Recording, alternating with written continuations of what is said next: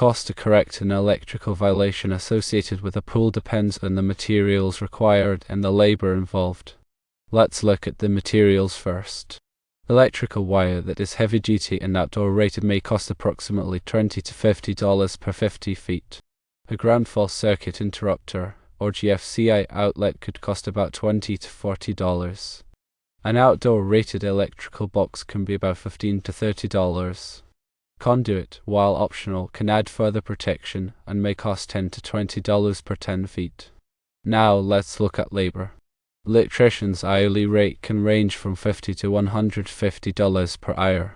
The estimated time to install a new outlet, wiring and box is approximately 2 to 4 hours.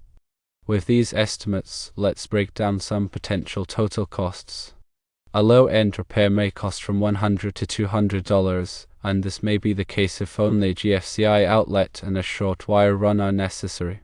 A moderate repair may cost $300 to $600, such as if conduit is installed for added protection. A high-end repair could cost $800 to $1,200 if extensive wiring or more complex installation is required. These costs are estimates and may vary depending on the specific requirements of the installation. The specific circumstances greatly influence the total price. Obtaining quotes from licensed electricians to receive an accurate estimate for the situation is highly advisable. Ignoring or failing to correct an electrical violation can result in fines or other penalties, so it is important to address the issue promptly and correctly. Different scenarios will call for different approaches. For example, an inflatable pool powered by an extension cord is far different than an in-ground pool with specific power demands. The NEC, or National Electrical Code, provides guidelines for electrical safety and installations. Firstly, there are general requirements for wiring methods. Article 311 of the NEC discusses securing and supporting wiring methods.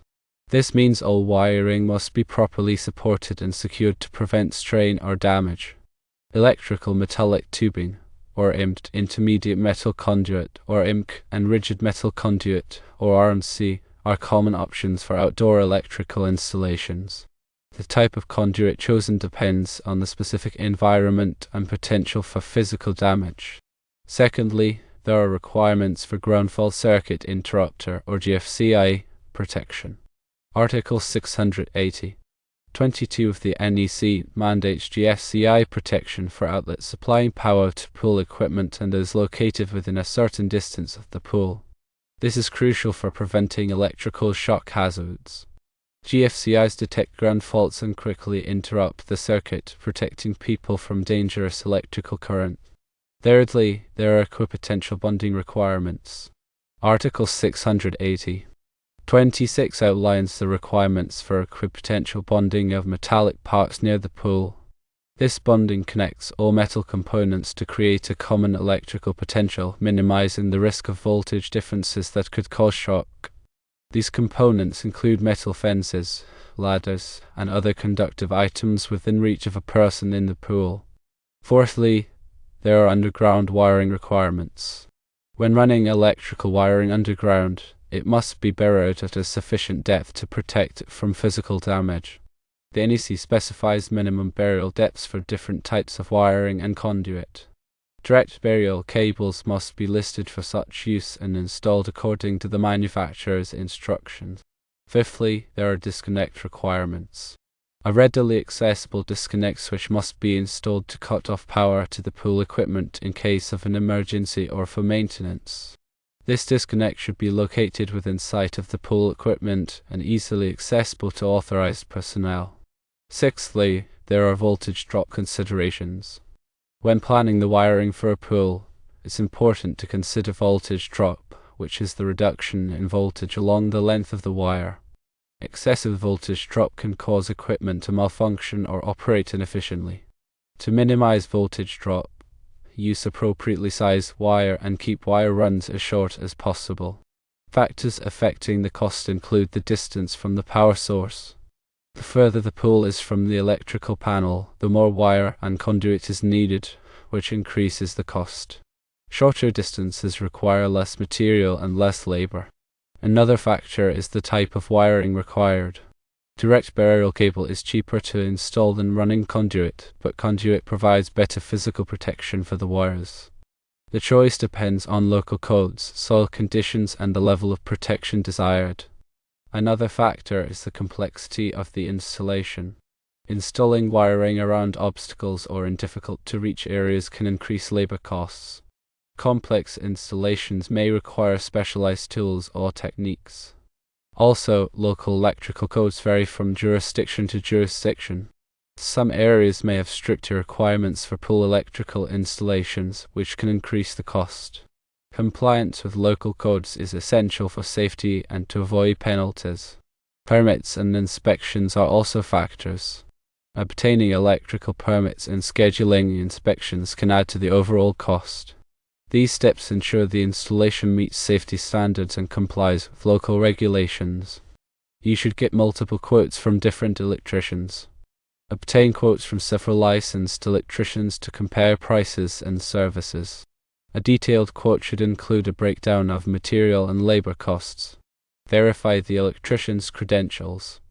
Ensure the electrician is licensed, insured, and has experience with pool electrical installations.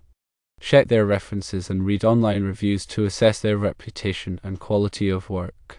Discuss the scope of work.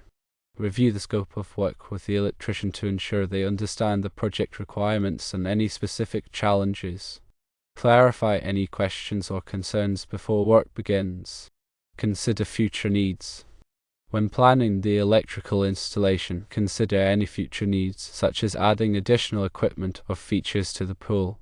Designing the system with extra capacity can save money in the long run. Prioritize safety. Safety should be the top priority when it comes to pool electrical installations. Work with a qualified electrician to ensure the installation meets all safety standards and codes. Regularly inspect the electrical system.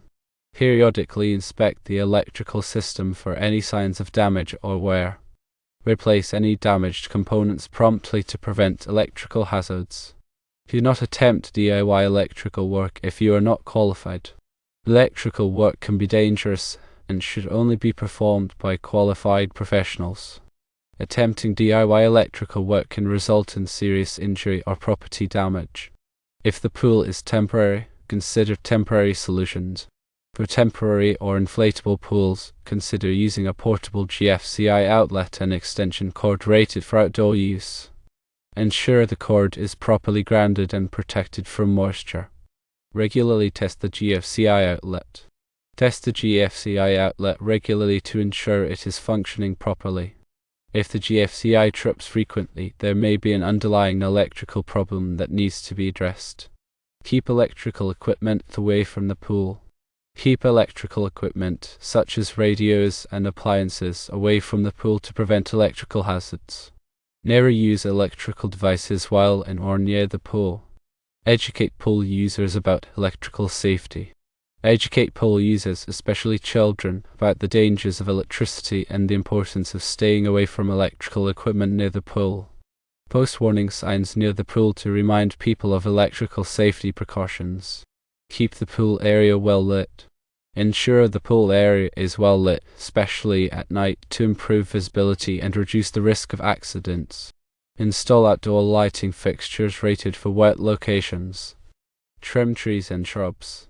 Trim trees and shrubs around the pool area to prevent them from interfering with the electrical wires or equipment. Overhanging branches can pose a safety hazard and should be removed. Store chemicals safely. Store pool chemicals in a safe and secure location away from electrical equipment. Chemicals can damage electrical components and create a fire hazard. Use a pool cover. Use a pool cover when the pool is not in use to prevent debris from entering the water and damaging the pool equipment. A pool cover can also help reduce evaporation and save on chemical costs. Clean the pool regularly. Clean the pool regularly to remove debris and algae that can clog filters and damage pool equipment. A clean pool is safer and more enjoyable for everyone. Maintain the pool equipment. Regularly maintain the pool equipment, such as pumps and filters, to ensure they are functioning properly. Replace any worn or damaged parts promptly to prevent equipment failures. Inspect the pool for leaks. Regularly inspect the pool for leaks. Leaks can damage the pool structure and lead to water loss. Repair any leaks promptly to prevent further damage. Secure the pool area. Secure the pool area with a fence or other barrier to prevent unauthorized access, especially by children. A fence can also help prevent accidents and injuries. Consider pool insurance. Consider purchasing pool insurance to protect yourself from liability in case of an accident or injury. Pool insurance can provide coverage for medical expenses, legal fees, and property damage. Follow pool safety guidelines. Follow pool safety guidelines to prevent accidents and injuries. These guidelines may include rules about diving, swimming, and using pool equipment. Learn CPR. Learn CPR to be prepared to respond in case of a medical emergency. CPR can help save a life until professional medical help arrives. Keep emergency equipment nearby. Keep emergency equipment, such as a first aid kit and a phone, nearby in case of an accident or injury. Know how to use the equipment properly. Have a plan in place. Have a plan in place for responding to emergencies. This plan may include contacting emergency services, administering first aid, and evacuating the pool area. Practice the plan regularly. Inspect the extension cord. Since the initial issue was an extension cord, inspect the extension cord. Look for any signs of damage, such as cuts, fraying, or exposed wires. Replace any damaged extension cords immediately. Use the right type of extension cord. Use an extension cord that is specifically designed for outdoor use and is rated for the amperage of the pool equipment. Do not use indoor extension cords outdoors. Avoid overloading the extension cord. Do not overload the extension cord by plugging in too many devices. Overloading an extension cord can cause it to overheat and create a fire hazard. Keep the extension cord dry. Keep the extension cord dry to prevent electrical shock hazards. Do not use an extension cord in wet conditions. Plug the extension cord into a GFCI outlet.